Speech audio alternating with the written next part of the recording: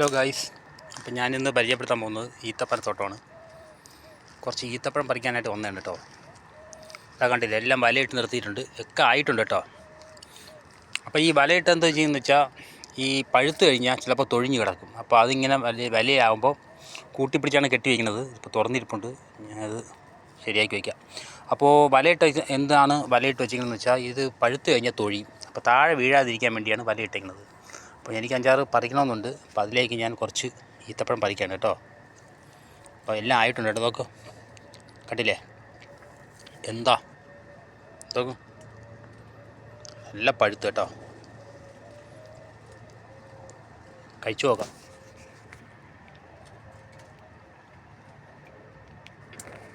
നല്ല തേനൊരുപ്പുണ്ട് കേട്ടോ.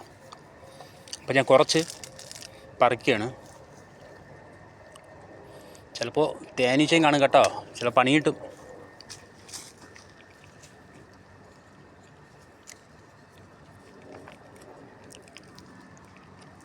ഇത് പഴുക്ക നേരെ എന്ത് ചെയ്യുന്നറിയാം, താഴെ പോവും. അത് പോവാതിരിക്കാനാണ് ഈ വല ഇട്ടേക്കുന്നത്. ഈ വലയിൽ വിഴുന്ന് കഴിഞ്ഞാൽ അവിടെ നിൽക്കും. നമുക്ക് സമയമാകുമ്പോൾ വൈകിട്ടൊക്കെ വന്ന് നമുക്ക് എടുത്തുകൊണ്ട് പോവാം.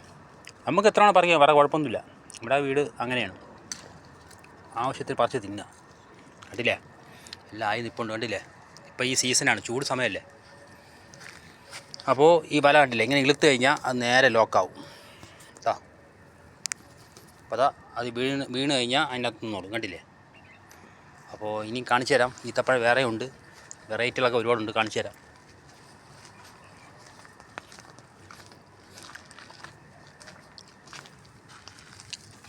ഇതാ കണ്ടില്ലേ, മൊത്തത്തിലായിട്ടുണ്ട്. എല്ലാം പഴുത്ത് നിൽപ്പുണ്ട് കേട്ടോ. എല്ലാം പഴുത്ത് റെഡിയായി നിൽപ്പുണ്ട്. ഇതൊക്കെ പഴുത്ത് കണ്ട, താഴെ വീഴാതിരിക്കാൻ വേണ്ടി നമ്മൾ വലയിട്ട് വെച്ചിട്ടും കണ്ട, വലയിലൊക്കെ വീണിടക്കണ്ട.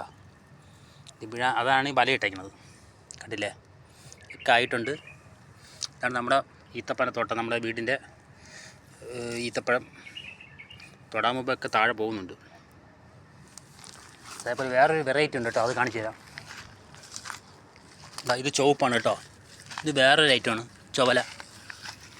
പക്ഷേ ഇത് കുറച്ചേ കാച്ചിട്ടുള്ളൂ. കണ്ടില്ലേ, ചുവപ്പ്. ഇതൊക്കെ ഈത്തപ്പഴം കേട്ടോ. ഇതൊക്കെ കുറച്ച് ദിവസം കഴിഞ്ഞാലേ ആവും. ഇത് നിറം അതാണ് ചുവപ്പ്, പക്ഷേ ഇനി ആവാൻ ദിവസം കിടക്കുന്നുണ്ട്, ആയിട്ടില്ല.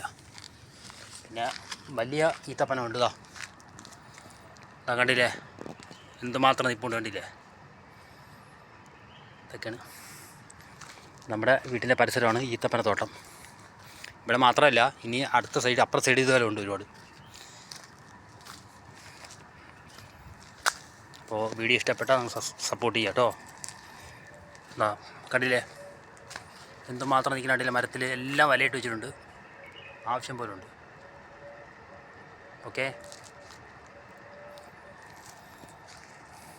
Okay, thank you. വീഡിയോ ഇഷ്ടപ്പെട്ടാൽ സപ്പോർട്ട് ചെയ്യുക.